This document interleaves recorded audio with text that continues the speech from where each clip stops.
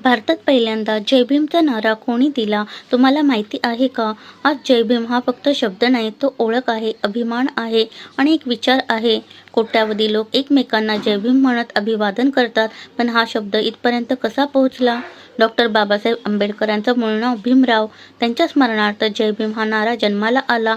1935 साली जय भीम हा नारा दिला गेला आणि एका शब्दाने चळवळीला नवी दिशा मिळाली. हा नारा दिला बाबू हरदास यांनी. ते बाबासाहेबांचे निष्ठावान सहकारी होते.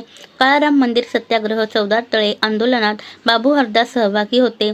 समता सैनिक दलाने गावोगावी समतेचा विचार पोहोचवला. जय भीम हा त्यांच्या ओळखीचा आवाज बनला.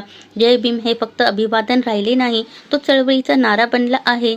महाराष्ट्रात सुरू झालेला हा जयघोष आज संपूर्ण भारतात आणि परदेशातही पोहोचला आहे. जय भीम म्हणजे फक्त शब्द नाही, तो समानतेचा, स्वाभिमानाचा आणि क्रांतीचा आवाज आहे. धन्यवाद.